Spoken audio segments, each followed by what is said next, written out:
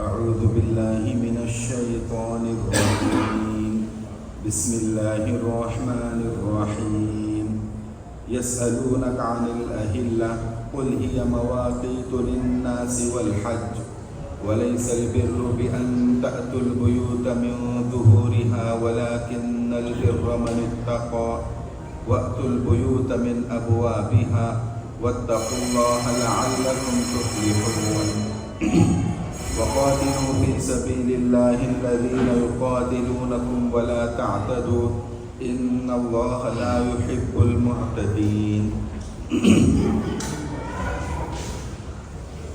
لوگ آپ سے نئے مہینوں کے چاند کے بارے میں پوچھتے ہیں، آپ انہیں بتا دیجئے کہ یہ لوگوں کے مختلف معاملات کے اور حج کے اوقات متعین کرنے کے لیے ہے، اور یہ کوئی نیکی نہیں ہے کہ تم گھروں میں ان کی پشت کی طرف سے داخل ہو، بلکہ نیکی یہ ہے کہ انسان تقوی اختیار کرے اور تم گھروں میں ان کے دروازے سے داخل ہوا کرو اور اللہ سے ڈرتے رہو تاکہ تم فلاح حاصل کرو، اور ان لوگوں سے اللہ کے راستے میں جنگ کرو جو تم سے جنگ کرتے ہیں، اور زیادتی نہ کرو، یقین جانو کہ اللہ زیادتی کرنے والوں کو پسند نہیں کرتا۔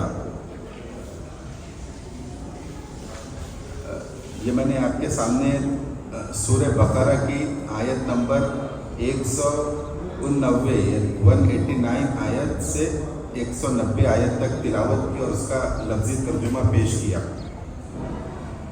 اس میں پہلے ہم نے دیکھا تھا کہ روزے کے احکام آئے تھے، اس کے بارے میں اللہ تعالیٰ نے تفصیلات فراہم کی تھی۔ پھر اس کے بعد حج کے احکام آنے والے تھے، تو حج کے احکام سے پہلے اہل عرب کا ایک سوال تھا، اس کا جواب اللہ تعالیٰ دے رہے ہیں۔ وہ سوال یہ تھا کہ یسألونک عن الأہلہ، کہ اے نبی یہ آپ سے نئے چاند کے بارے میں پوچھتے ہیں۔ یہ اہلہ جو ہے یہ ہلال کی جمع ہے اور اس کے معنی ہوتے ہیں نیا چاند، نیو مون، جو کریسنٹ جس کو بولتے ہیں، اس کے بارے میں پوچھتے ہیں۔ روایت میں آتا ہے کہ بعض عرب نے رسول اللہ صلی اللہ علیہ وسلم سے یہ سوال کیا تھا کہ یہ جو چاند گھٹتا اور بڑھتا ہے، کبھی چھوٹا ہو جاتا ہے کبھی بڑا ہو جاتا ہے، تو اس کی حکمت کیا ہے، اس کی مصلحت کیا ہے؟ حالانکہ سورج تو ایسا نہیں ہوتا، سورج ایک جیسی رہتا ہے ہمیشہ، تو یہ چاند کیوں گھٹتا اور بڑھتا ہے؟ حالانکہ جو عرب کے لوگ تھے وہ یہ جانتے تھے کہ یہ سورج کی روشنی کی وجہ سے چاند گھٹتا بڑھتا ہے، وہ زمین بیچ میں آ جاتی ہے، پھر سورج کی روشنی جتنا چاند پہ پڑتی ہے اس کے حساب سے وہ گھٹتا بڑھتا ہے، یہ جانتے تھے۔ اصل میں وہ مصلحت پوچھنا چاہ رہے تھے کہ اس کی مصلحت کیا ہے کہ چاند تو گھٹتا اور بڑھتا ہے اور سورج نہیں گھٹتا، وہ جتنا کا اتنا دکھائی دیتا ہے، تو اس میں مصلحت کیا ہے؟ تو اللہ تعالیٰ نے فرمایا کہ قل ہی مواقیت للناس والحج، تو اے نبی آپ ان کو بتا دیجئے کہ یہ جو چاند کا گھٹنا اور بڑھنا ہے یہ اصل میں لوگوں کے مختلف معاملات کو طے کرنے کے لیے ہے اور حج کے مہینے کو طے کرنے کے لیے ہے۔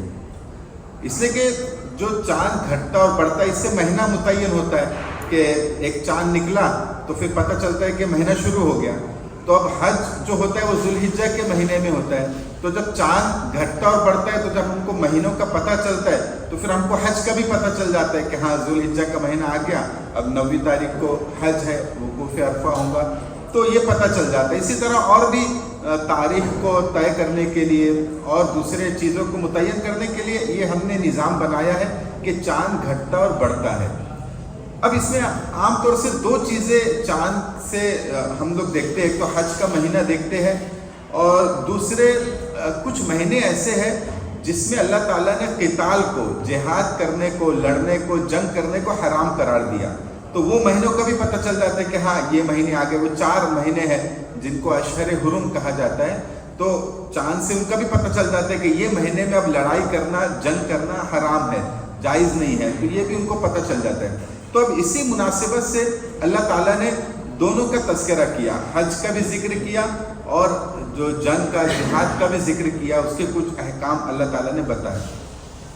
اس میں جب اللہ تعالیٰ نے حج کے احکام بتائے تو کفار مکہ جو ہے وہ پہلے سے حج کیا کرتے تھے، حج کا رواج ان کے یہاں تھا، لیکن انہوں نے اس میں تبدیلی کر دی تھی، بہت ساری چیزیں اپنی طرف سے اس میں ملا دی تھی۔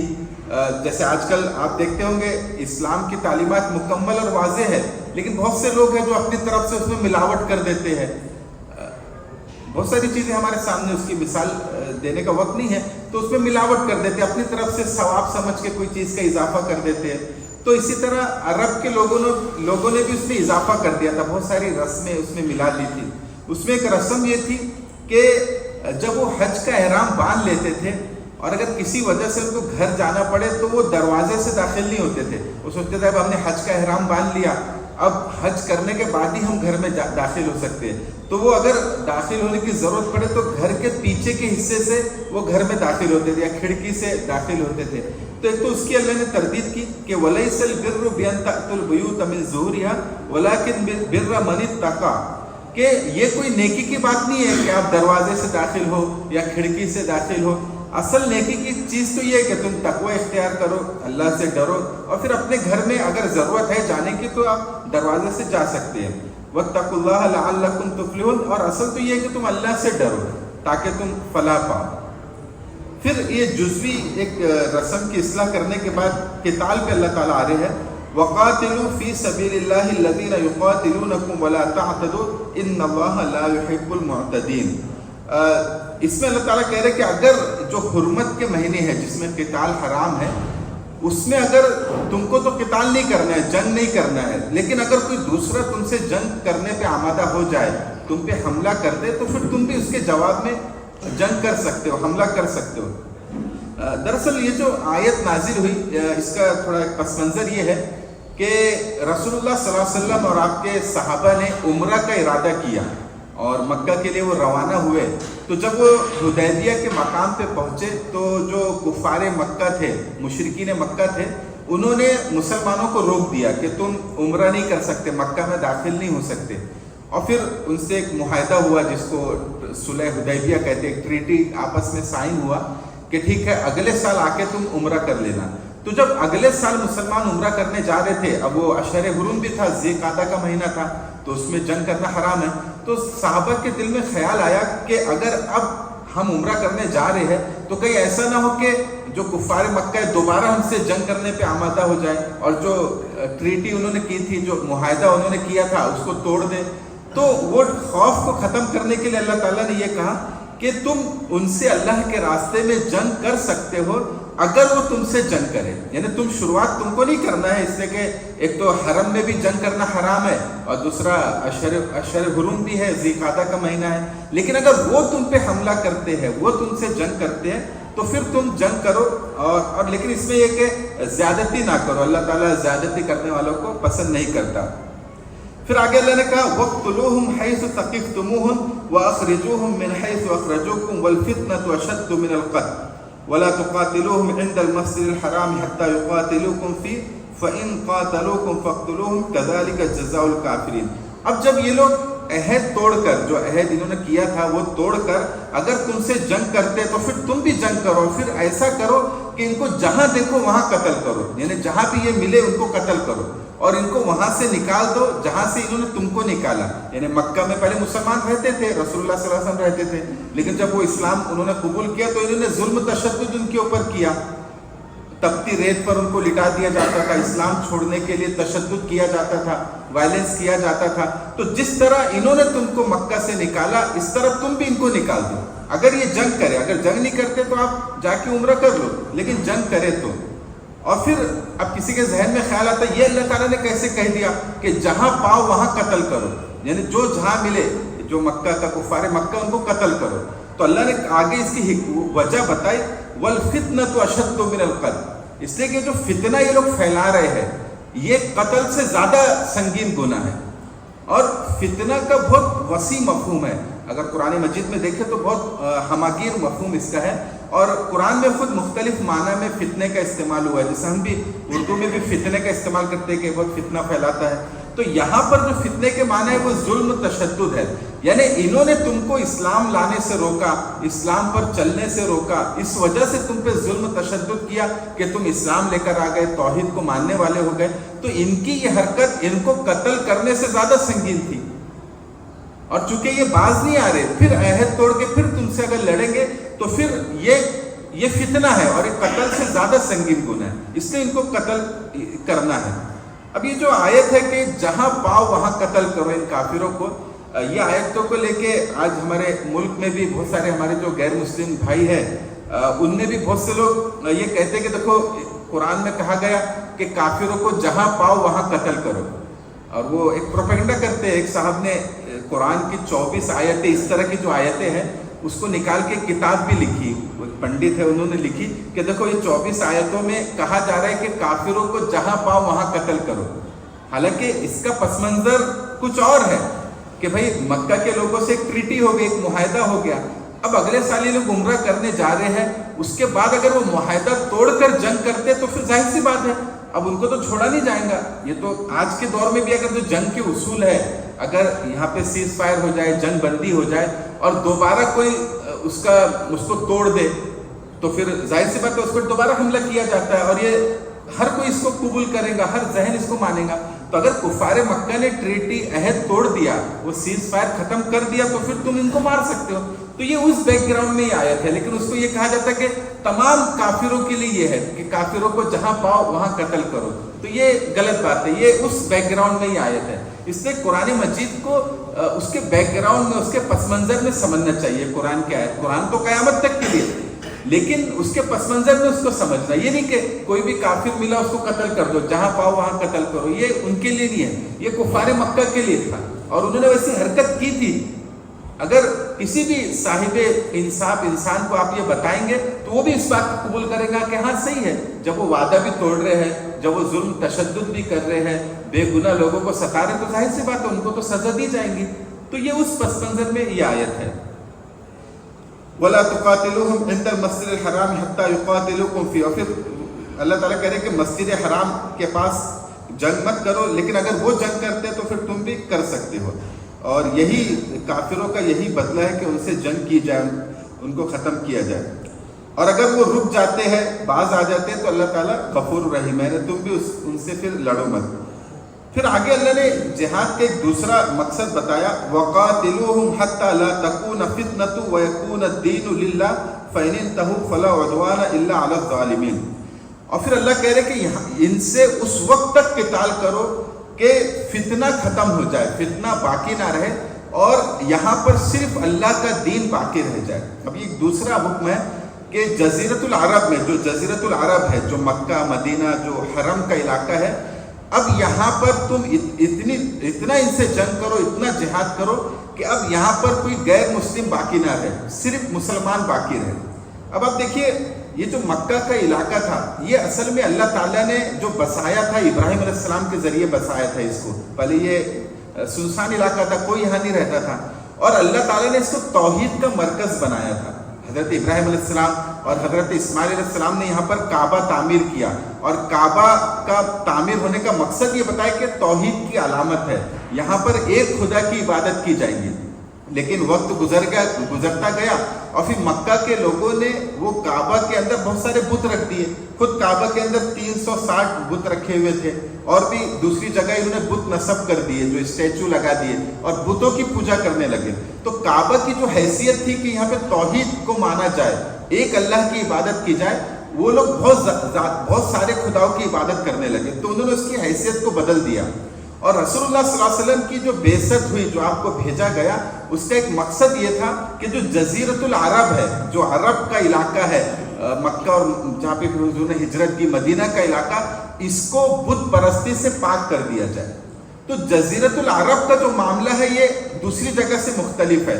اگر دوسری جگہ دنیا میں جہاں بھی اسلامی حکومت ہو، اسلامی اسٹیٹ ہو، وہاں پر غیر مسلم رہ سکتے ہیں، اگر وہ امن سے رہتے ہیں، وہ اپنے جو بھی مذہب کو مانتے ہیں، ریلیجن کو مانتے ہیں، وہ مان کے وہ رہ سکتے ہیں، لیکن جزیرۃ العرب میں نہیں رہ سکتے، یہاں پہ صرف اسلام رہے گا۔ یہ یہاں پہ بتا دیا گیا کہ ان سے جب تک جہاد کرو، جب تک کہ ایک ایک غیر مسلم یہاں سے نکل جائے اور یہاں پہ صرف اسلام رہ جائے۔ اور اس کی وجہ یہ ہے کہ مکہ کا جو علاقہ ہے، یہاں پہ خود رسول اللہ صلی اللہ علیہ وسلم کی بعثت ہوئی، اور وہاں کے لوگوں نے رسول اللہ صلی اللہ علیہ وسلم نے جو جو معجزات دکھائے کہ میں اللہ کا نبی ہوں، وہ تمام معجزات انہوں نے اپنی آنکھوں سے دیکھا۔ تو پچھلی قوم میں یہ ہوتا تھا، جو پچھلے نبی آتے تھے، کہ وہ نبی جب اپنی قوم کو دعوت دیتے تھے اور معجزے بتا دیتے تھے، اور وہ اس کے بعد بھی اگر ان کی بات کو قبول نہیں کرتے تھے تو ایک عذاب آتا تھا اور عذاب کے ذریعے سب کو تباہ کر دیا جاتا تھا، جیسے نوح علیہ السلام کی قوم کے ساتھ ہوا، ہود اور صالح علیہ السلام کی قوم کے ساتھ ہوا۔ لیکن رسول اللہ صلی اللہ علیہ وسلم نے جب معجزات دکھائے اور معجزات دکھانے کے بعد بھی انہوں نے ایمان نہیں لایا، تو یہ رسول اللہ صلی اللہ علیہ وسلم کی رحمت اور برکت کی وجہ سے ایک عذاب عام تو وہاں پہ نہیں آیا، ان کو عذاب کے ذریعے ہلاک تو نہیں کیا گیا کفار مکہ کو، لیکن یہ حکم دے دیا گیا کہ اب تمہارے پاس صرف 3 آپشن ہیں۔ اب ہم نے نبوت کی تمام دلائل کو پورا کر دیا، اب صرف 3 آپشن تمہارے پاس ہے، یا تو اسلام میں داخل ہو جاؤ، یا جزیرت العرب کو چھوڑ دو کہیں اور چلے جاؤ، یا پھر جنگ کے لیے تیار ہو جاؤ۔ اس کے علاوہ کوئی آپشن نہیں ہے جو کافر ہے، اس لیے کہ تمام دلائل ہم نے دے دیے، تمام معجزات ہم نے دکھا دیے، تم نے اپنی آنکھوں سے سب دیکھ لیا، تو اب 3 آپشن تمہارے پاس ہے۔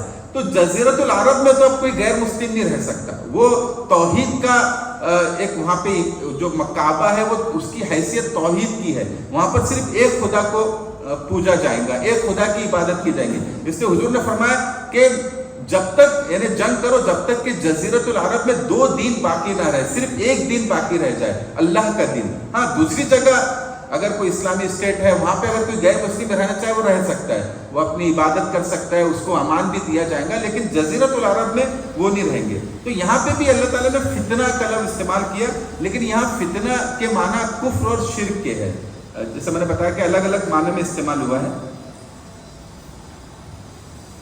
الشهر الحرام بالشهر الحرام والحرمات قصاص فمن اعتدى عليكم فاعتدوا عليه بمثل ما اعتدى عليكم واتقوا الله واعلموا ان الله مع المتقين۔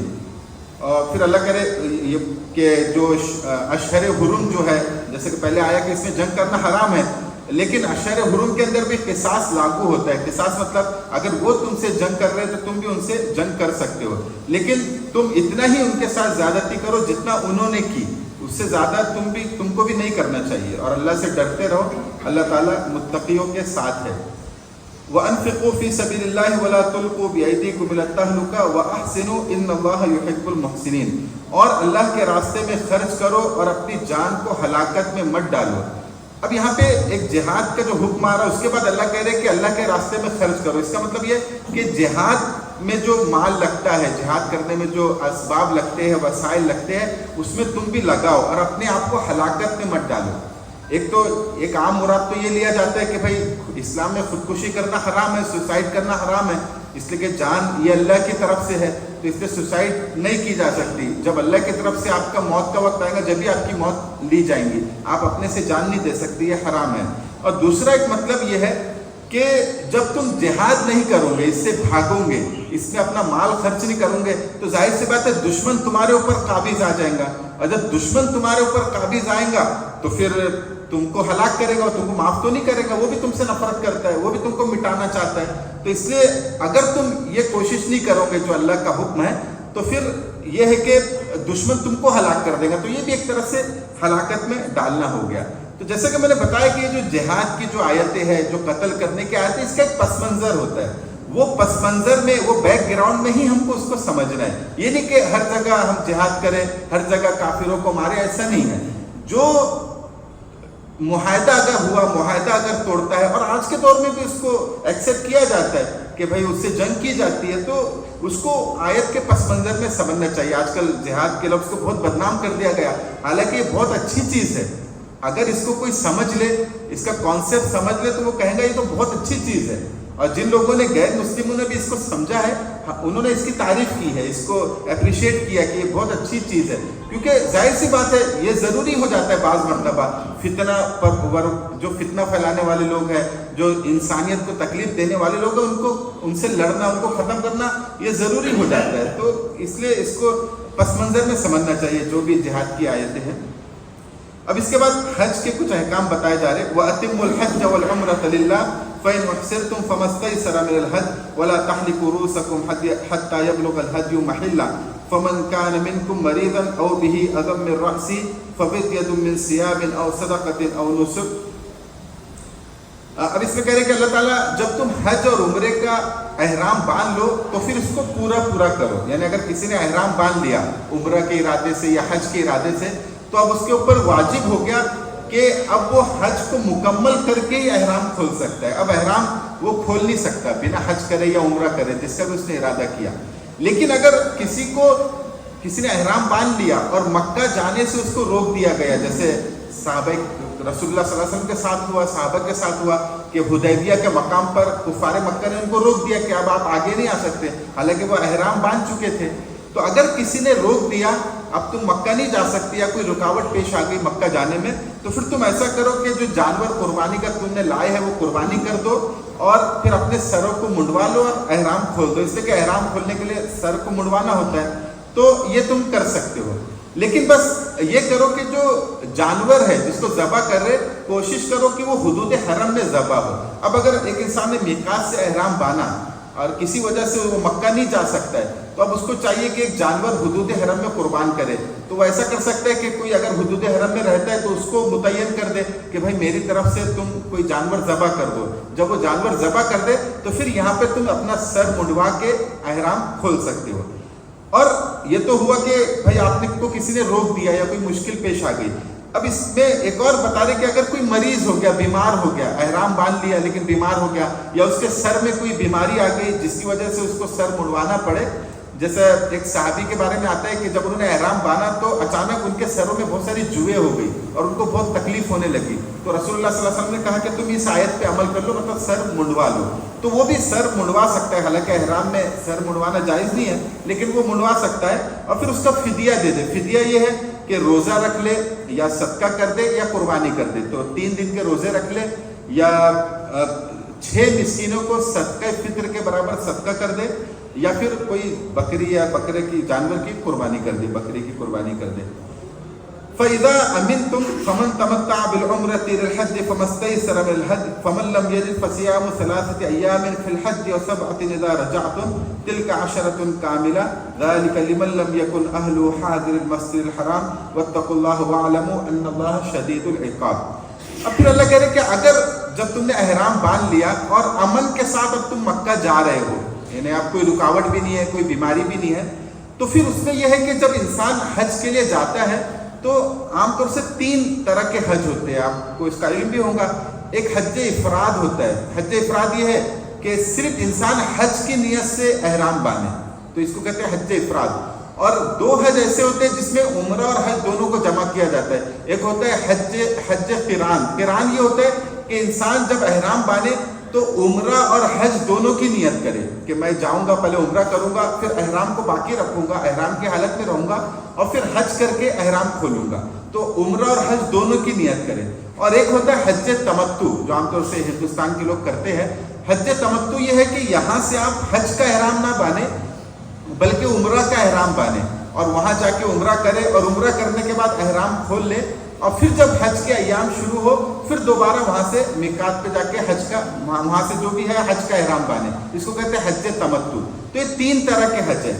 تو اس میں اللہ تعالیٰ بتا رہے کہ اس میں جو حج افراد ہے، تو حج افراد اگر کوئی کر رہا ہے، صرف حج کی نیت سے احرام باندھ رہا ہے، تو اس کے لیے قربانی کرنا ضروری نہیں ہے. لیکن اگر کوئی حج تمتع کر رہا ہے یا حج قران کر رہا ہے، اس کے لیے پھر قربانی کرنا واجب ہے اس کے اوپر کہ وہ قربانی کرے.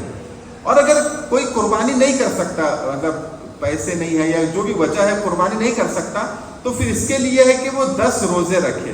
3 روزہ حج کے ایام میں، یعنی جو عرفہ کے شروع ہونے سے پہلے 3 روزہ رکھ لے اور 7 روزہ اپنے گھر جا کر، حج کے بعد اپنے گھر جا کر 7 روزہ رکھے جو قربانی نہیں کر سکتا. اور جو حج تمتع اور حج قران کر رہا ہے، حج افراد والے کے لیے تو ہے نہیں. پھر اللہ کہہ رہے کہ یہ جو حج تمتع اور حج قران کی جو سہولت ہم نے دی کہ عمرہ اور حج ایک ساتھ کر لے، یہ صرف باہر والوں کے لیے، جو لوگ حدود حرم میں رہتے ہیں اور حنفی مسلک کے اعتبار سے میقات کے اندر رہتے ہیں، ان کے لیے حج تمتع حج قران کی اجازت نہیں ہے. وہ صرف حج افراد کریں گے، صرف حج کا احرام وہ باندھ سکتے ہیں. اور اللہ سے ڈرتے رہو اور جان لو کہ اللہ بڑا سخت عذاب والا. یہ آپ دیکھیں گے کہ اکثر جب کوئی احکام آتا ہے تو پھر اللہ کہتے ہیں کہ اللہ سے ڈرتے رہو. اس لیے کہ احکام تو ہم نے دے دیے لیکن انسان کمزور ہے یا پھر انسان وہ چالاک بھی ہے، اس میں تبدیلی کر لیتا ہے، اپنی سہولت کے حساب سے کر لیتا ہے. تو اللہ تعالیٰ کہہ رہے کہ اللہ سب جانتا ہے تم کیا کر رہے ہو، اس لیے جو حکم دیا اس کو مانتے رہو اور اللہ سے ڈرتے رہو. یعنی کوئی جیسا ابھی کہا گیا کہ حدود حرم میں رہنے والا نہیں کر سکتا، اب وہ سوچے گا کس کو پتہ چل رہا ہے، چلو میں کر لیتا ہوں. تو اللہ کہہ رہے کہ اللہ تو سب دیکھ رہا ہے. اللہ نے جب حکم دیا تو اللہ دیکھ بھی رہا ہے کہ تم کر رہے کہ نہیں کر رہے, اور اللہ سے ڈرتے بھی رہو, اللہ بڑا سخت عذاب والا بھی ہے. تو یہ بار بار یہ چیزیں آتی ہے. الحج اشہر معلومات فمن فرض فیہن الحج فلا رفث ولا فسوق ولا جدال فی الحج وما تفعلوا من خیر یعلمہ اللہ وتزودوا فإن خیر الزاد التقوی واتقون یا اولی الالباب. پھر اللہ کرے کہ حج کے خاص مہینے ہیں جو معلوم ہے. حج کے اصل میں 3 مہینے ہیں, شوال, ذوالقعدہ اور ذوالحجہ. اصل تو حج ذوالحجہ میں ہوتا ہے, جو عرفات وغیرہ جو ہم جاتے ہیں, لیکن حج کی ابتدا شوال سے ہو جاتی ہے. مطلب انسان اگر شوال سے بھی احرام کوئی باندھ سکتا ہے, جیسے پہلے لوگ پیدل حج کرتے تھے تو شوال سے ہی نکل جاتے تھے, تو شوال سے شروع ہو جاتا ہے. اور پھر اللہ کہہ رہے کہ جب کسی نے اگر حج کا ارادہ کر لیا, احرام باندھ لیا, تو اب اس کو چاہیے کہ وہ مطلب فحش بات کرنے سے, گناہ کرنے سے اور جھگڑا کرنے سے اپنے آپ کو بچائے. ابھی دیکھیں یہ جو تینوں چیزیں ہیں کہ گندی باتیں کرنا, فحش باتیں کرنا, اسی طرح گناہ کا کام کرنا, اسی طرح جھگڑے کرنا, یہ تو ہر حالت میں جائز نہیں ہے, پسندیدہ نہیں ہے. لیکن حج کے موقع پہ خاص طور سے اللہ تعالیٰ اس کی یاد دہانی اس لیے کرا رہے, اس کی 2 وجہ ہے. ایک تو یہ کہ ایک اتنی بڑی عبادت کا آپ نے ارادہ کیا کہ اللہ کے دربار میں آپ حاضر ہونے والے ہیں, تو اب آپ کو یہ شوبہ نہیں دیتا کہ آپ گناہ بھی کریں, فحش باتیں کریں, گندی باتیں کریں, اسی طرح آپ کسی سے جھگڑا کریں, یہ آپ کو شوبہ نہیں دیتا. حالانکہ عام حالت میں بھی یہ نہیں کرنا ہے, لیکن اس موقع پہ اور زیادہ آپ کو اس کا خیال رکھنا ہے.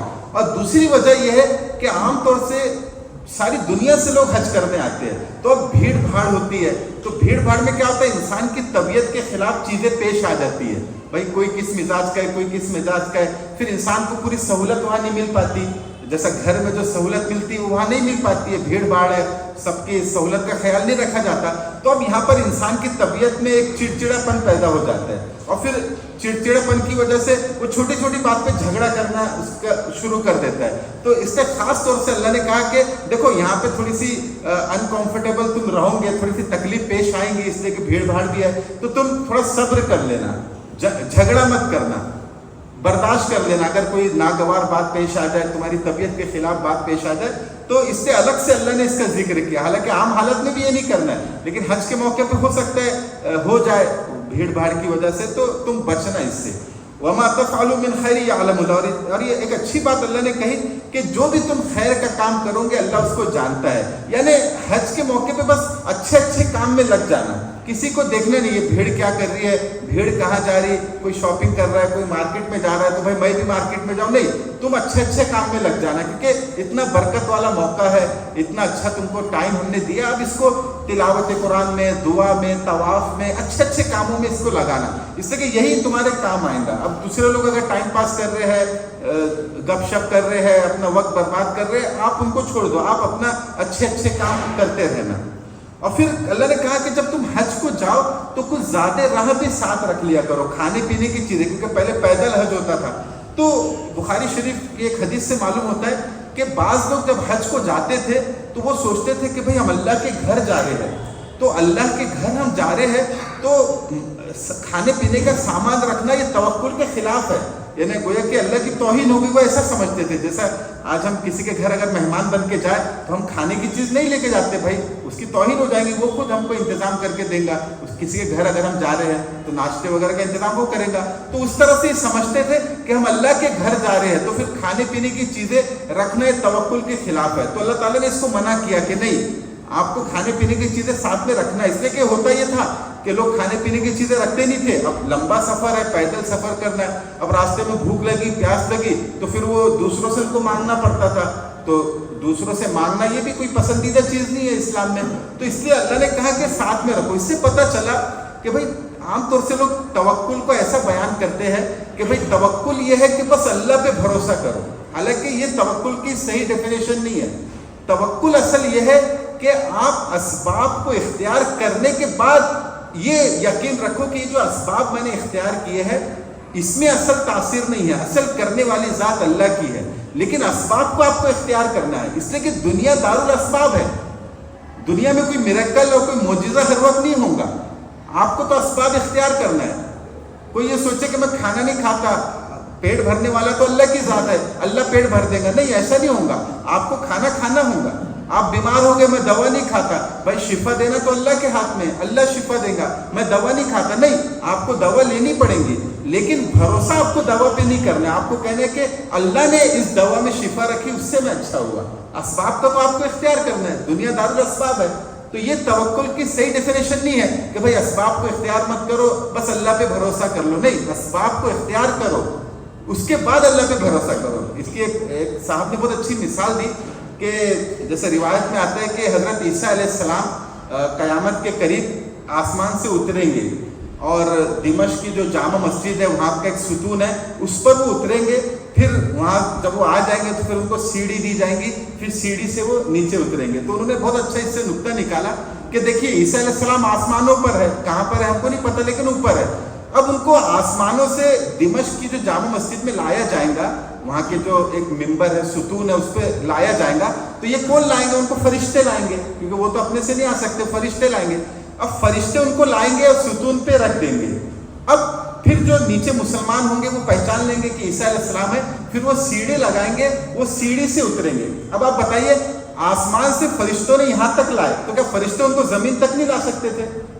لیکن جیسی وہ ستون پہ آ گئے تو اب یہاں پہ دنیا کا قانون لاگو ہو گیا کہ بھائی اب اسباب کے ذریعے سے وہ اتریں گے، اب سیڑھی لگانا پڑے گا تبھی وہ اتر پائیں گے، سیڑھی لگائیں گے تو نہیں اتر پائیں گے۔ آسمان سے یہاں تک آ گئے، لیکن یہاں پر اب اسباب اختیار کرنا پڑ رہا ہے۔ تو اسباب اختیار کرنا توکل کے خلاف نہیں ہے، بلکہ یہ ناپسندیدہ ہے کہ آپ توکل کرو پھر دوسروں کے محتاج بن جاؤ، دوسروں سے مانگو، نہیں، آپ اسباب اختیار کرو اور پھر اس کے بعد بھروسہ یہ کرو کہ یہ اللہ نے کیا، اس میں تاثیر اللہ نے ڈالا، بھروسہ اللہ پہ کرو۔ اور پھر اللہ نے کہا کہ بہترین زیادہ راہ تو یہ ہے کہ تم تقوی بھی اختیار کرو، مطلب اللہ سے ڈرتے رہو۔ لیس علیکم جناح ان تبتغوا فضلا من ربکم فاذا افضتم من عرفات فاذکروا اللہ عند المشعر الحرام واذکروا کما ہداکم وان کنتم من قبلہ لمن الضالین ثم افیضوا من حیث افاض الناس واستغفروا اللہ ان اللہ غفور رحیم فإذا قضيتم مناسككم فاذكروا الله كذكركم آباءكم أو أشد ذكرا فمن الناس من يقول ربنا آتنا في الدنيا وما له في الآخرة من خلاق ومنهم من يقول ربنا آتنا في الدنيا حسنة وفي الآخرة حسنة وقنا عذاب النار۔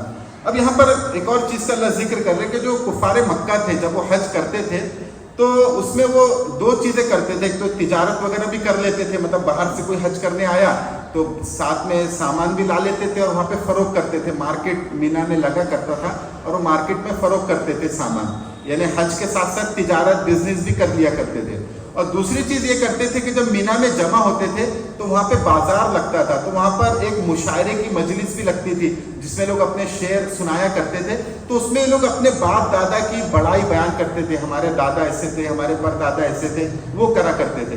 تو اللہ تعالیٰ نے یہاں پر اس میں سے جو پہلی چیز تھی اس کو تو جائز رکھا کہ ٹھیک ہے اگر حج کے موقع پر تم اگر تجارت کرتے ہو تو تم تجارت کر سکتے ہو، یہ کوئی اس میں کوئی غلط نہیں ہے۔ مطلب ہندوستان سے کوئی حج کرنے جا رہا ہے، اب سعودی عرب میں کوئی چیز بہت مہنگی ملتی ہے، ہندوستان میں سستی ہے، اگر یہاں سے وہ کوئی سامان لے کے چلا جائے اور حج بھی کر لے اور وہ سامان بیچ بھی دے تاکہ کچھ نفع ہو جائے تو وہ کر سکتا ہے، جائز ہے۔ یا کوئی وہاں پہ مزدوری کر لے، بھائی کسی نے کہا کہ 2 دن کی مزدوری کرو میں اتنا پیسہ دوں گا، تو آپ مزدوری بھی کر سکتے ہیں۔ یہ چیز کو اللہ نے جائز رکھا کہ حج کے ارادے سے اگر آپ جا رہے ہیں تو آپ رزق کما سکتے ہیں، اگر آپ کو موقع ملتا ہے تجارت کر سکتے ہیں، مزدوری کر سکتے ہیں۔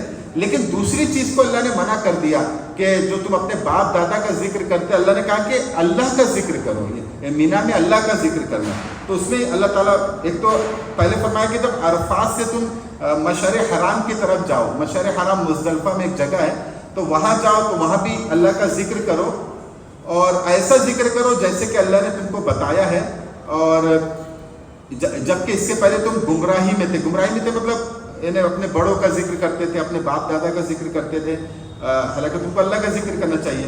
پھر ایک چیز یہ اللہ نے فرمائی کہ اصل میں جو مکہ میں جو قبیلے تھے، جیسا قریش کا قبیلہ اور بھی 2-3 قبیلے تھے، یہ قبیلے کا ایک مجموعہ تھا جن کو ہمس کہا جاتا تھا۔ تو یہ قبیلے والے کیا کرتے تھے، جب لوگ باہر سے حج کرنے آتے تھے تو حج کرنے میں 9ویں تاریخ کو عرفات میں جانا ہوتا ہے، تو یہ لوگ جب عرفات میں جاتے تھے، یہ جو قبیلے کے لوگ ہیں جو مکہ کے رہنے والے، یہ عرفات میں نہیں جاتے تھے، یہ ڈائریکٹ مزدلفہ میں جاتے تھے، اور وہ یہ کہتے تھے کہ بھائی ہم تو خاص لوگ ہیں، ہم تو مجاور ہے اور ہم پہ اللہ کی خاص رحمت ہے. تو یہ جو عرفات ہے، اصل میں عرفات حدود حرم کے باہر ہے، تو ہم کو حدود حرم کے باہر نہیں نکلنا ہے، اس لیے کہ ہم پہ اللہ کا خاص کرم ہے، اوپر والے کا خاص کرم ہے، اور ہم کو حدود حرم سے باہر نہیں نکلنا ہے. اور مزدلفہ جو تھا وہ حدود حرم کے اندر ہے، تو ہم مزدلفہ آئیں گے، عرفات نہیں جائیں گے. تو اللہ نے ان کو یہاں پہ منع کیا کہ نہیں، تم کو بھی عرفات جانا ہے. جیسے دوسرے لوگ عرفات جاتے ہیں، وقوف عرفہ کرتے ہیں، تو تم کو بھی وقوف عرفہ کرنا ہے، پھر وہاں سے مزدلفہ تم کو جانا ہے. اور پھر جب تم حج کے تمام ارکان کو پورا کر لو اور مینا میں آ جاؤ، تو پھر یہاں پر تم اپنے باپ دادا کے ذکر کے بجائے اللہ کا ذکر کرو، اللہ سے دعا کرو، اللہ سے مانگو، اللہ کا ذکر کرو. یہ اللہ تعالیٰ کہہ رہے کہ مینا میں. پھر اللہ کہہ رہے کہ اب یہ جو دعا کا ہم نے حکم دیا، اب بعض لوگ ایسے ہیں کہ جب وہ دعا کرتے ہیں تو صرف دنیا کے بارے میں مانگتے ہیں کہ اللہ تعالیٰ میرا کاروبار اچھا کر دے، میرا بزنس اچھا کر دے، مال میں برکت دے. بس دنیا ہی ان کو دکھائی دیتی ہے، مطلب اللہ سے بھی مانگ رہے تو صرف دنیا مانگ رہے ہیں. اور پھر لیکن اللہ کہہ رہے کہ جو ایمان والے ہیں، جو اچھے لوگ ہیں، جو اللہ سے محبت کرنے والے لوگ ہیں، وہ کیا کرتے ہیں؟ ربنا آتنا فی الدنیا حسنہ وفی الآخرۃ حسنہ. وہ دنیا کی بھی خیر مانگتے ہیں اور آخرت کی بھی خیر مانگتے ہیں، اس لیے کہ ان کو پتہ ہے کہ پھر مرنے کے بعد آخرت میں بھی جانا ہے. جو دنیا مانگ رہا ہے اس کو لگتا ہے کہ بس دنیا میں رہنا ہے، مجھے آخرت میں جانا ہی نہیں ہے. تو اللہ کہہ رہے کہ جو اللہ کے نیک بندے وہ دنیا میں بھی خیر مانگتے، آخرت میں بھی. اس سے بہت اہم نقطہ ہم کو پتہ چلا کہ اسلام دین اور دنیا دونوں میں انسان کی بہتری چاہتا ہے. اور جیسے بعض مذہب ہے جو کہتے ہیں کہ بھائی دنیا سے چھوڑ دو، جتنا آپ دنیا کو تیاگ دو گے اتنا آپ اپنے رب سے قریب ہو جاؤں گے. یعنی بعض لوگ تو اپنے کپڑوں کو بھی تیاگ دیتے، ننگے ہو جاتے کہ بھائی کوئی چیز کو ہم کو اختیار نہیں کرنا ہے، جب ہی ہم اپنے خدا کو پہچان سکتے، ان کی معرفت حاصل کر سکتے، ان سے قریب ہو سکتے. لیکن اسلام میں اس کو پسند نہیں کیا گیا. اسلام میں کہا گیا کہ آپ دنیا کو بھی بہتر بناؤ، جو اللہ نے رزق دیا ہے رزق بھی کماؤ، اچھی سے اچھی زندگی گزارو، اور ساتھ ساتھ آخرت کی بھی تیاری کرو. یعنی دونوں چیزوں کو ساتھ میں لے کے چلو. تو اسلام نے دین اور دنیا دونوں کا ایک حسین امتزاج، ایک بیوٹیفل کمبینیشن ہم کو دیا کہ دونوں کو بہتر بناؤ. نہ دنیا کو آخرت کے لیے چھوڑ دو اور نہ دنیا کی وجہ سے آخرت کو چھوڑ دو. دونوں غلط ہے. کوئی انسان دنیا میں لگ جائے، آخرت کو بھول جائے، یہ بھی غلط. اور کوئی انسان آخرت کے لیے دنیا کو چھوڑ دے، دنیا کو تیاگ دے، یہ بھی غلط. آپ دونوں چیزیں برتتے رہو اور پھر اس میں ایک بہترین امتزاج رکھو، ایک بیوٹیفل کمبینیشن اس میں باقی رکھو، قائم رکھو کہ دنیا بھی آپ بہتر بناؤ، آخرت بھی بہتر بناؤ. یہ اسلام کا یہ ماننا ہے. اور پھر اللہ تعالیٰ کہہ رہے کہ جو لوگ اس طرح کا کرتے ہیں تو پھر ان کے لیے ایک بہترین حصہ ان کو ملے گا، اور اللہ تعالیٰ بہت جلد حساب لینے والا ہے. وَاذْكُرُوا اللَّهَ فِي أَيَّامٍ مَّعْدُودَاتٍ فَمَن تَعَجَّلَ فِي يَوْمَيْنِ فَلَا إِثْمَ عَلَيْهِ وَمَن تَأَخَّرَ فَلَا إِثْمَ عَلَيْهِ لِمَنِ اتَّقَىٰ وَاتَّقُوا اللَّهَ وَاعْلَمُوا أَنَّكُمْ إِلَيْهِ تُحْشَرُونَ. اور پھر جو ابھی باقی ایام جو بچے، جیسے مینا میں تم آ گئے تو اب یہاں پہ اللہ کا ذکر کرو. اور پھر اب مینا میں یہ ہوتا ہے کہ 10ویں تاریخ ذی الحجہ کو مینا جاتے ہیں، تو اب 10ویں اور 11ویں جو تاریخ آتی ہے 12ویں، تو 11ویں اور 12ویں جو تاریخ آتی ہے وہاں مینا میں آپ رہ سکتے ہیں. اور 13ویں تاریخ کو اگر کوئی رہنا چاہے تو وہ بھی رہ سکتا ہے. لیکن اگر کوئی 12ویں تاریخ کو جانا چاہے تو وہ جا سکتا ہے، اس میں کوئی گناہ نہیں ہے. لیکن جب رسول اللہ صلی اللہ علیہ وسلم نے حج کیا تھا تو آپ 13ویں تاریخ کو بھی وہاں رکے تھے، تو رکنا سنت ہے، رک سکتا ہے. لیکن اگر کوئی 12ویں کوئی چلے جائے تو جا سکتا ہے. تو اللہ کہہ رہے کہ جو بھی ایام وہاں پہ آپ رکے ہیں آپ ذکر کرو. لیکن اگر کوئی دو دن کے بعد جانا چاہے وہ جا سکتا ہے، اور اگر کوئی 3 دن رکنا چاہے وہ بھی رک سکتا ہے، وہ کوئی بات نہیں ہے. ہاں یہ کہ اس کا ثواب اور بڑھ جائے گا. اور اللہ سے ڈرتے رہو اور جانو کہ تم کو اسی کی طرف لوٹنا ہے. اب یہ جو مینا کے بعد پھر جب لوگ مکہ کی طرف جاتے ہیں تو اب یہاں پہ حج ختم ہو گیا. اب بس ایک طواف وداع بچتا ہے کہ جب آپ اپنے وطن کو لوٹ رہے تو ایک طواف وداع واجب ہوتا ہے، وہ کر کے اب آپ حج کا آپ کا یعنی پورے ارکان آپ کے ختم ہو گئے جو مناسک حج ہے. وَمِنَ النَّاسِ مَن يُعْجِبُكَ قَوْلُهُ فِي الْحَيَاةِ الدُّنْيَا وَيُشْهِدُ اللَّهَ عَلَى مَا فِي قَلْبِهِ وَهُوَ أَلَدُّ الْخِصَامِ وَإِذَا تَوَلَّىٰ سَعَىٰ فِي الْأَرْضِ لِيُفْسِدَ فِيهَا وَيُهْلِكَ الْحَرْثَ وَالنَّسْلَ وَاللَّهُ لَا يُحِبُّ الْفَسَادَ وَإِذَا قِيلَ لَهُ اتَّقِ اللَّهَ أَخَذَتْهُ الْعِزَّةُ بِالْإِثْمِ فَحَسْبُهُ جَهَنَّمُ وَلَبِئْسَ الْمِهَادُ وَمِنَ النَّاسِ مَن يَشْرِي نَفْسَهُ ابْتِغَاءَ مَرْضَاتِ اللَّهِ وَاللَّهُ رَءُوفٌ بِالْعِبَادِ.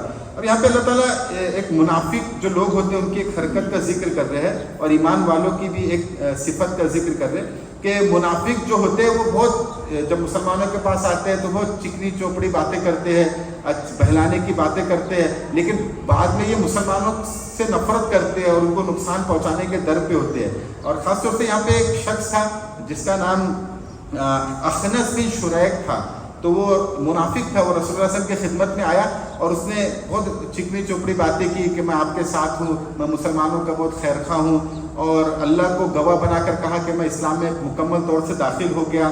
اور لیکن جب وہ بعد میں گیا تو مسلمانوں کی جو کھیتیاں تھی اس کو برباد کر دیا، اس کو جلا دیا اور ان کے جانوروں کو قتل کر دیا۔ تو اللہ کہہ رہے کہ یہ اس طرح کرتے ہیں، سامنے تو بہت اچھی باتیں کرتے ہیں لیکن بعد میں نقصان پہنچاتے ہیں۔ اور اس کو پھر اللہ نے کہا کہ واللہ لا یحب الفساد، اللہ فساد کرنے والوں کو پسند نہیں کرتا۔ مطلب اس نے جو کام کیا، کھیتیوں کو توڑا، جھاڑیوں کو توڑا، یہ بھی ایک طرح کا فساد ہے۔ جیسے فساد فی الارض بہت ساری چیزیں ہیں، تو یہ بھی دیکھیں اسلام میں جھاڑ کو توڑنا بلا وجہ یہ بھی ایک فساد پھیلانا ہے زمین میں۔ اس سے درختوں کو، گھاس پھوس کو بلا وجہ نہیں توڑنا ہے، یہ منع کیا گیا۔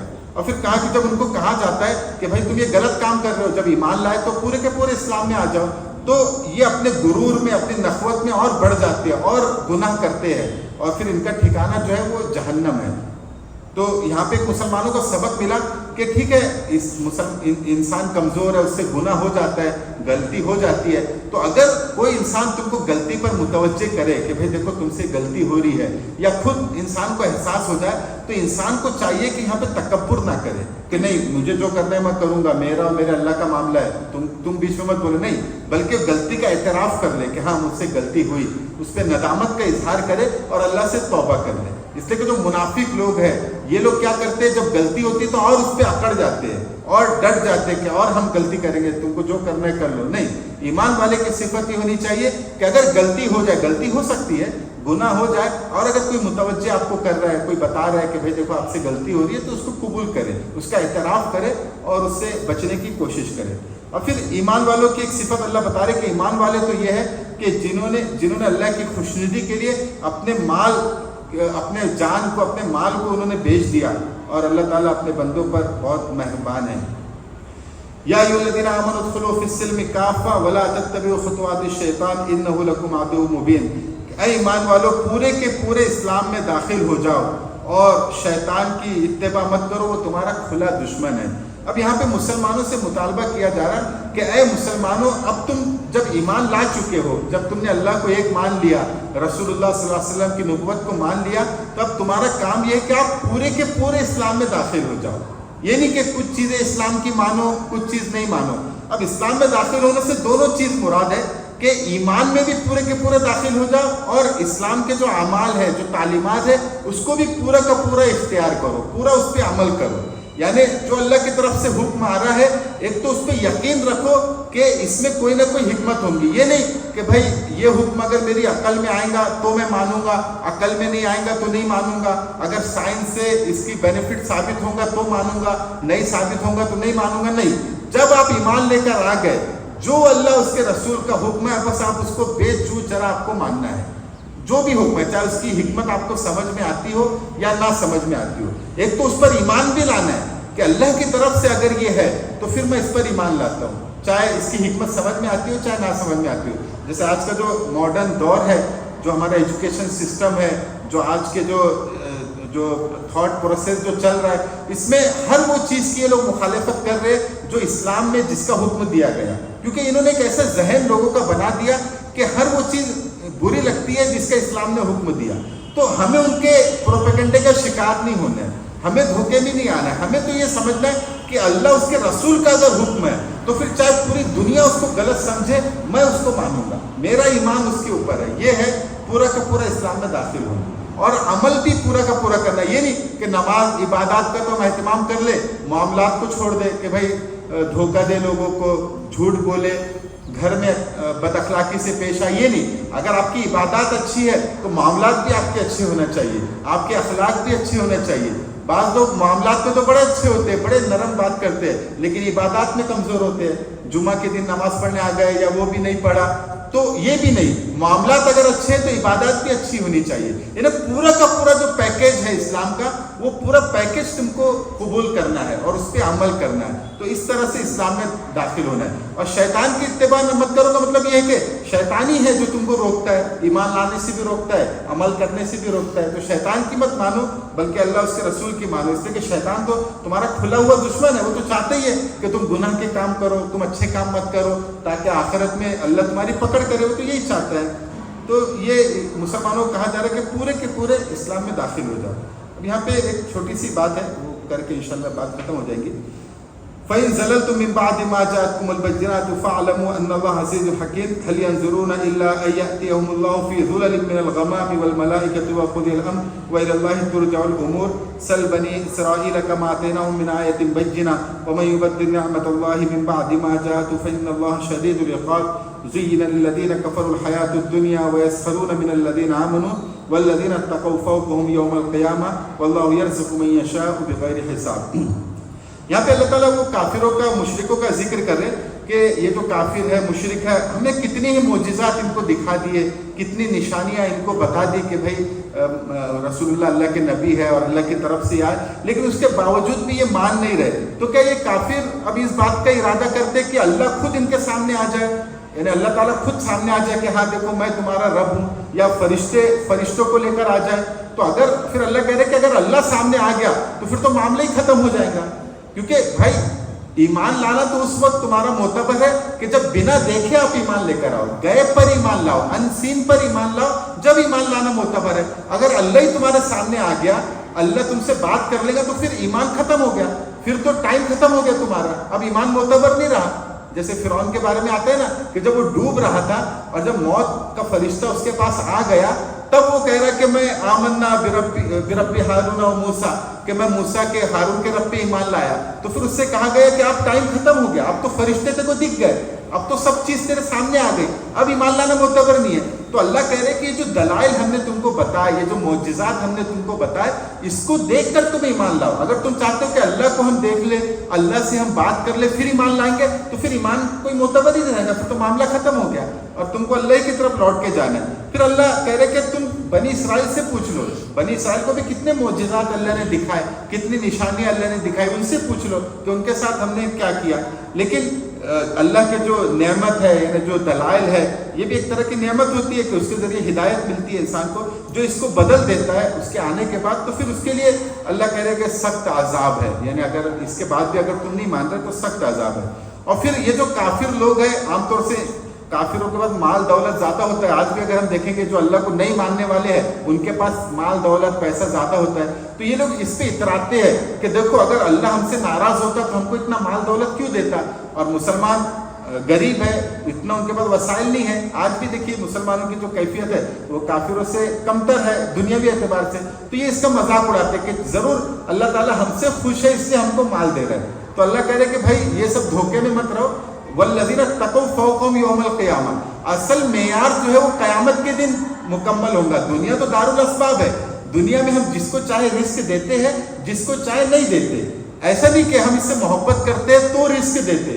तो इसलिए अगर दुनिया में कोई मालदार है, चाहे वो मुसलमान भी हो, वो ये नहीं सोचे कि भाई अल्लाह मेरे से मोहब्बत करता है इसलिए मुझको रिस्क दे रहा है, ये नहीं, ये तो अल्लाह की हिकमत से अल्लाह ने दिया है, किसी को दिया। और किसी को अगर माल अल्लाह ने नहीं दिया तो वो ये ना सोचे कि अल्लाह मुझसे नफरत करता है या अल्लाह मुझको पसंद नहीं करता इसलिए मेरे को माल नहीं दिया। नहीं, ऐसा नहीं है, ये एक आजमाइश है। किसी को अल्लाह ने माल देकर आजमाया, किसी को माल नहीं देकर आजमाया। असल जो मेयार इसका बनेगा कि भाई अल्लाह किसको कितना दे रहा है, ये मेयार, ये स्टैंडर्ड असल में आखिरत में बनेगा। आखिरत में अमाल के एतबार से फैसला होगा। जिसके जितने अच्छे अमाल होंगे उसको उतना ज़्यादा नेमतों से नवाजा जाएगा, और जिसके जितने कम अमाल होंगे उसको कम नेमतों से नवाजा जाएगा, और जो गुनाह करके आएगा उसको जहन्नम में डाला जाएगा। तो असल मेयार अल्लाह की खुशनुदी का वहाँ पर चेक होगा, दुनिया में चेक नहीं होगा। तो दुनिया में अमीर और गरीब होना ये कोई अल्लाह की नाराज़गी और खुशनुदी की बात नहीं है, ये बस अल्लाह ने अपनी हिकमत से किया। बाज़ मरतबा जो गरीब है हो सकता है अल्लाह उससे ज़्यादा खुश है, और जो अमीर है हो सकता है अल्लाह उससे नाराज़ है। तो दुनिया में ये कोई स्टैंडर्ड नहीं है, ये कोई कसौटी नहीं है पैसा होना ना होना। असल ये कसौटी आखिरत की है। आखिरत में जो जितना अच्छे अमल करेगा उसको ज़्यादा दिया जाएगा। तो अल्लाह कह रहे हैं कि अल्लाह जिसको चाहता है दुनिया में देता है, तो इस पर इतराना नहीं चाहिए। तो इसके बाद इंशाल्लाह और कुछ चीज़ें तौहीद की हकीकत को समझाने की आएंगी इंशाल्लाह, तो अगले हफ्ते इंशाल्लाह हम इसको देखेंगे। किसी के ज़हन में कोई सवाल है तो सवाल कर लें। कोई खित्ता हमारा रहेगा कि हम दूसरी कौम में नहीं रह सकते, ऐसा कि किसी ने ऐलान कर दिया कि भाई फलां खित्ता जो है ये फलां मज़हब का रहेगा सिर्फ, और इसमें दूसरे मज़ाहिब नहीं रह सकते, और मुसलमान अगर उस खित्ते में हैं तो फिर क्या है? जैसा अगर कोई गैर मुस्लिम ममलिकत में मुसलमान रह रहे हैं और वहाँ पे उन्होंने अगर एक एरिया तय कर दिया, तो अगर उनके पास पावर है और उसकी कुछ रीज़न भी है उसका करने का, तो वो कर सकते हैं। जैसा कोई ख़ास जगह, मंदिर या कोई एरिया उन्होंने बनाया और कहा कि इसमें जैसा उनके पास कुछ आमाल अगर है कि भाई इसमें जब दाखिल हो तो पहले गौमूत्र पीना पड़ेगा, मतलब एक उन्होंने एक सिस्टम बनाया। तो उन्होंने कहा कि फिर मुसलमान यहाँ पे ना आए क्योंकि वो ये सब करेंगे नहीं मुसलमान, तो ठीक है, मान सकते हैं। इसलिए कि जजीरतुल अरब में जो काफिरों को मना किया गया, मैंने उसकी हिकमत बताई कि वो तौहीद के लिए अल्लाह ने बसाया था। पहले तो मक्का वीरान था, इब्राहिम अलैहिस्सलाम ने बसाया था तौहीद के लिए, तो बाद में लोगों ने बुत परस्ती वहाँ शुरू कर दी, तो अल्लाह ने कहा कि नहीं, इसको साफ करो, यहाँ पे सिर्फ तौहीद को मानने वाले रह सकते हैं, दूसरी जगह कहीं भी रह सकते हैं, इस्लामी स्टेट भी हो, मुसलमान मस्जिद में भी गैर मुस्लिम आ सकते हैं हर जगह, लेकिन यहाँ नहीं आ सकते। बस हज के पहले के मतलब हज की शुरुआत के 3 महीने, जो बाज़ लोग जो जैसे उससे पहले अगर जाते हैं तो क्या हज के लिए जैसे उससे पहले निकलने की तो जायज़ है? देखिए उसमें 2 चीज़ हो गई। अगर अब जैसे पहले पैदल जाते थे तो 6-6 महीने का सफ़र करना होता था, तो वो लोग निकल तो पहले जाएंगे, लेकिन एहराम की इजाज़त शव्वाल से शुरू होगी, यानी एहराम नहीं बांध सकते हो। हाँ, क्योंकि हज का महीना शव्वाल, ज़ुल्क़ादा, ज़ुल्हिज्जा यहाँ से शुरू होता है, शव्वाल से। तो वो क्या करेंगे, निकल तो पहले जाएंगे। अब मक्का पहुँचना है उनको 6 महीना लगने वाला है, एक मिसाल ले लीजिए, तो वो निकल जाएंगे, लेकिन एहराम जब शव्वाल का महीना शुरू होगा उसके बाद से परमिशन है कि एहराम। नहीं, एहराम बांधना और वो फ़र्क है। सिर्फ अगर आपने एहराम का कपड़ा पहन लिया तो ये आपने एहराम नहीं बांधा, नियत करना शर्त है। तो जैसा बहुत लोग यहीं से एहराम बांध लेते लेकिन नियत नहीं करते, तो अगर आपने नियत नहीं की तो अभी आप एहराम में नहीं है, हालत एहराम में आप नहीं है। नियत करने के बाद आप हालत एहराम, इसलिए यहाँ पे बोला जाता है कि भाई जहाज़ जब निकल जाए तब नियत करो। हो सकता है कभी जहाज़ लेट हो जाए या कोई प्रॉब्लम आ जाए, तो इसलिए एहराम तो पहन लो लेकिन नियत मत करो। नियत आप जहाज़ में करो ताकि कोई ऐसा दिक्कत ना पेश आए। दूसरा सवाल आयत नंबर 208 जी, इसका पस मंजर है। हाँ, इसका पस मंजर ना, वो एक यहूदी थे जो इस्लाम में दाखिल हुए थे।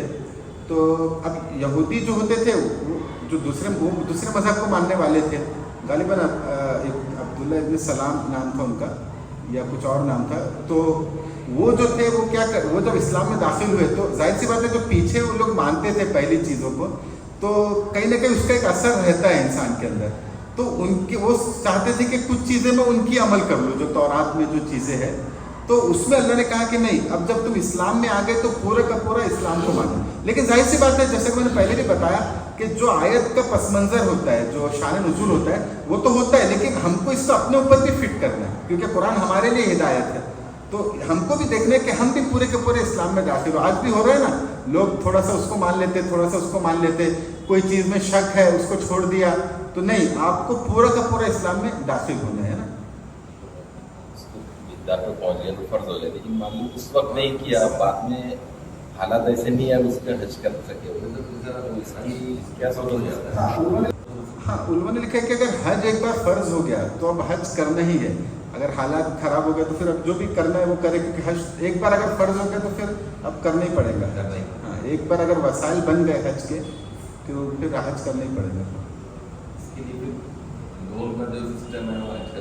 लोन का तो नहीं, कोई दूसरा रास्ता निकाले। आजकल तो बेटियों की शादी के लिए तो इंसान निकाल ही लेता है, 1 रुपया ना हो फिर भी 10 लाख की शादी कर ही लेता है कैसे भी। तो हज के लिए भी, लेकिन अगर फ़र्ज हुआ तो, नहीं हुआ तो फिर नहीं। इसलिए ऐसा कोई काम ना करे कि जिससे हज फ़र्ज हो जाए। अगर अभी नहीं करना है तो, और अगर फ़र्ज हो गया तो फ़ौरन हज कर ले, क्योंकि फिर बाद में पैसा रहता नहीं रहता, कोई परेशानी आ जाती। तो इससे जल्द से जल्द हज कर ले। आमतौर से हमारे रिवाज ही हो गया कि भाई जब रिटायर हो जाएंगे, सबसे फारिग हो जाएंगे तभी हज करेंगे। ये गलत रिवाज है। जब फ़र्ज हो गया, चाहे आप जवान हैं, तब हज कर ले, अदा कर ले। तो फिर उसको पैसा रखे थोड़ा हिसाब से, कुछ ऐसा, या कहीं इन्वेस्ट कर दे कि भाई बाद में मैं निकाल लूँगा ये पैसा, कुछ मतलब कुछ ना कुछ करे उसमें। अब जैसे मैं बताया ना, दूसरी ज़रूरत के लिए हम करते हैं ना, जैसे शादी के लिए इसके लिए कुछ ना कुछ पैसे का इंतजाम करती है कि भाई इन्वेस्ट कर दो, मैं बाद में ले लूँगा आपसे, या किसी को दे दिए, जो भी तरीका आप करते हैं वो कर ले आप उसमें कि भाई अगले साल नंबर लगेगा तो अभी पैसा मैं या जमा कर दे पैसा किसी के पास, ऐसे जो भी सहूलत से हो सकता है, या कहीं इन्वेस्ट कर दे उसको। अल्लाह ताला फिर जो मखलूक है, फरिश्ते हैं और शैतान है। अल्लाह ताला तो मतलब एक पर्दे में है जो कोई उनको देख नहीं सकता, लेकिन जो मखलूक है जैसा फरिश्ते है और शैतान है, ये हमको क्यों नहीं दिखते? मतलब अल्लाह ताला ने इनको भी क्यों बदिया रखा है जैसा अपनी जात के हिसाब से? तो ये इसका क्या है? ये शैतान जो था ना असल में जब अल्लाह ताला ने इंसान जी वो भी नहीं दिखते।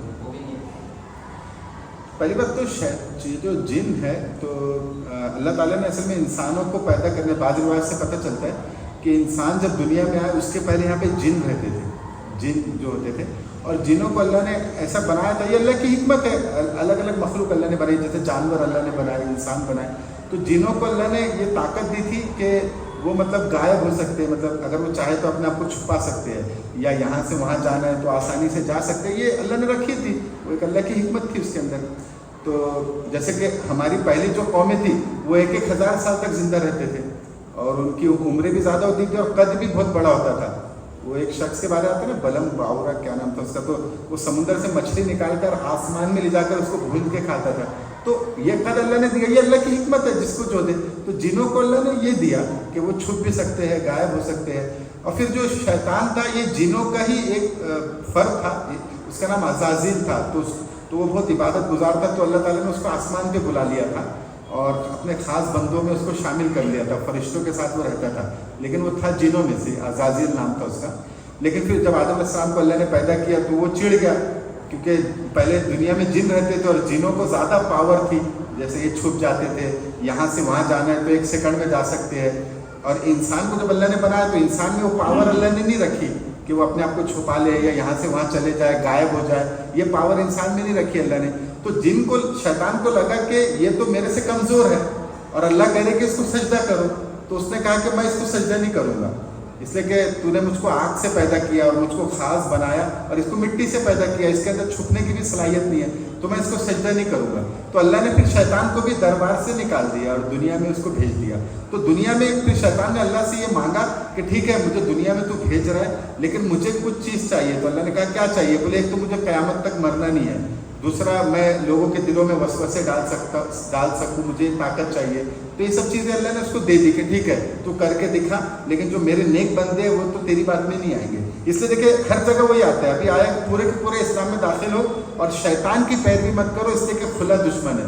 तो शैतान लगा हुआ है तुम्हारे साथ, अल्लाह को भी पता है। तो अल्लाह ताला बार बार मुतवज्जे भी कर रहे हैं कि देखो शैतान की पैरवी मत करना, इसलिए कि तुम्हारा खुला दुश्मन है, उसका काम ही है कि तुमको गुमराह करे, तुमको गलत बात सिखाए, इसलिए उसकी पैरवी मत करना, अल्लाह ने बार बार कहा। तो अल्लाह ने शैतान को ये इख्तियार दिया है। और फरिश्तों के जैसा आपने कहा, तो फरिश्तों को भी अल्लाह ने वैसे ही बनाया कि इंसान को दिखाई नहीं देते, इसलिए कि अगर फरिश्ते दिखाई दे देंगे ये सब, तो फिर हमारी आजमाइश खत्म हो जाएगी। तो इसमें तफसील नहीं है, लेकिन हदीस में रसूलुल्लाह सल्लल्लाहु अलैहि वसल्लम ने हमको बताया उसके बारे में, शैतान के बारे में।